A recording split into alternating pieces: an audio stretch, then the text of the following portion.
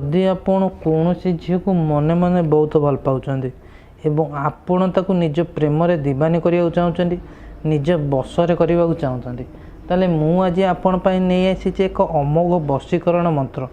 जो मंत्र को आपण केवल मो कहवा अनुजाई जदि करदेवे ताले मु आपन ग्यारंटी सह कहूँ आपण से नारी की मात्र अध घंटा मध्य निज प्रेम रे दीवानी करें निज प्रेम रे पटई पारे ताकू सी जदि आपण प्रेम रे पटु नहीं आपण पालरे पड़ू ना ताले केवल मो कहवा अनुजाई केवल थरुए कर दिंतु यही उपाय करार अध घंटा मध्य मु आपन ग्यारंटी सह कहूँ से झील ता निज आड़ू आपन फोन कर घर को डाक ता निज आड़ू सी आपन को भल पाँच कह आपन छाड़ी गोटे मुहूर्त रहीपर ना दिन राति 24 घंटा आपड़ खैले रहा कथा भाव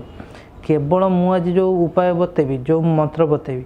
से ही मंत्र ये कागज करी निज पॉकेट रखी राति शोई पड़े और सका उठी देखिए चमत्कार हम से झील किपर आपण प्रेम रे पूरा पड़ज आपण को प्रेम रे पूरा बायाणे हो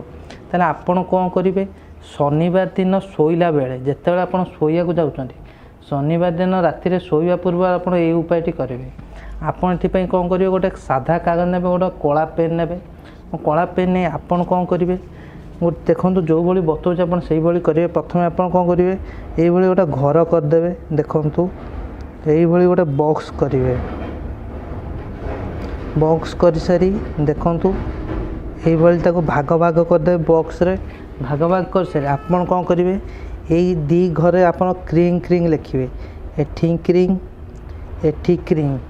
एठी यही तले मझी जगार आप कौन करेंगे जो झील को आप बसर करने चाहते से झीर ना लिखिदेवे धरी नि झीर ना है सीमा आपड़ ये कौन करेंगे मझे ये सीमा लिखिदेवे सीमा लिखि सारी आप कौन करेंगे यही जो तीन जगह तीन जगह आप फट फट लिखे एठी फट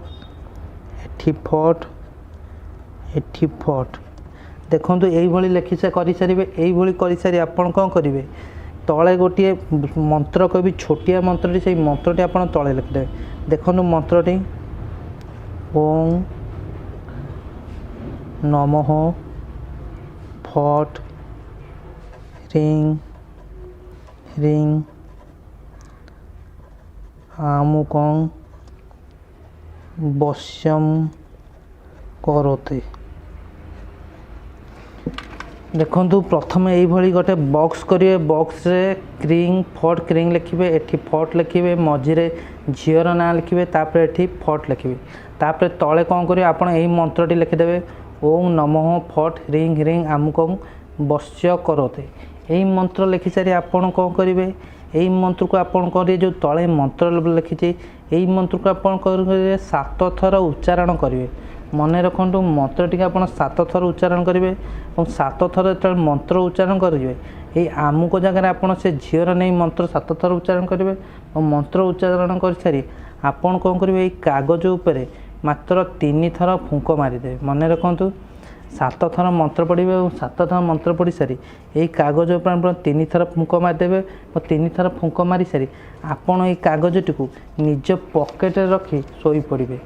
निज पॉकेट कागज ये छोट आकार भांगीदेवे और छोट आकार भांगी निज पॉकेट रखी कागज को आप शोई पड़े और सका उठी देखिए चमत्कार हम से झील ता निज आड़ू आप फोन कर निज आड़ू आप से भल पाँच कह